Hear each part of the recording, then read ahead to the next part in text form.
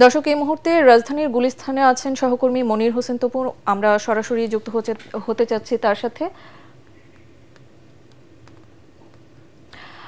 তপু, আপনি তো সকাল থেকেই রাজধানীর বিভিন্ন এলাকা ঘুরে দেখেছেন, কি অবস্থা দেখছেন, কি পরিস্থিতি আমাদের জানাবেন।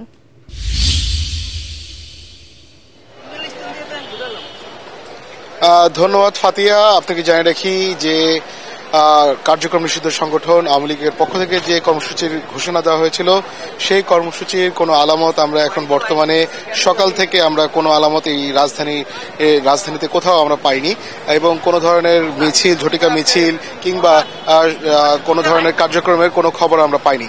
তবে আপনাকে জানিয়ে রাখি যে এখানে ঢাকা শহরে যে প্রবেশ মুখ থেকে শুরু করে রাজধানীর যে গুরুত্বপূর্ণ যে পয়েন্টগুলো রয়েছে প্রতিটি পয়েন্টে আমরা দেখেছি আইন শৃঙ্খলা বাহিনীর সদস্যরা ব্যাপক উপস্থিতি রয়েছে এবং তারা সতর্ক রয়েছে এবং তারা তাদের সন্দেহভাজন যাদেরকে মনে হচ্ছে তাদেরকে তল্লাশির আওতায় আনছেন।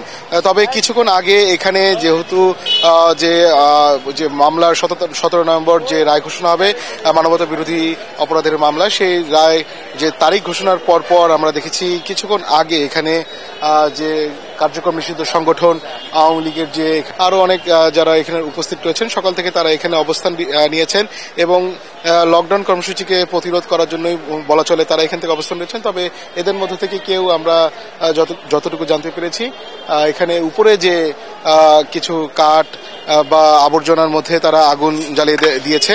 তবে বলা চলে এখন ঢাকা শহরের যদি সকাল থেকে যদি নিরাপত্তার ব্যবস্থার যদি কথা বলি, বলা চলে নিশ্চিত নিরাপত্তা ব্যবস্থাই রয়েছে। এখন পর্যন্ত কোনো ধরনের অনাকাঙ্ক্ষিত ঘটনার সাক্ষী আমরা হতে পারিনি। এখন পর্যন্ত কোথাও কোনো নাশকতা কিংবা অগ্নিসংযোগের খবরও আমরা পাইনি। বলা চলে ঢাকা শহরে সেনাবাহিনী, বিজিবি সহ আইন শৃঙ্খলা বাহিনী যারা সদস্য রয়েছেন তারা তৎপর রয়েছেন যে কোনো পরিস্থিতি মোকাবেলার জন্য এবং সন্দেহভাজন যাকে মনে হচ্ছে তাকে তল্লাশির আওতায় আনার চেষ্টা করছেন এবং ঢাকা শহরে যাতে নগরবাসী নিরাপদে চলাচল করতে পারে সেই দিকে সর্বোচ্চ জোর দিচ্ছেন তারা। জি ফাতিয়া, এই ছিল আমার কাছে সবশেষ খবর। তপু, ধন্যবাদ আপনাকে আমাদের সাথে যুক্ত হবার জন্য।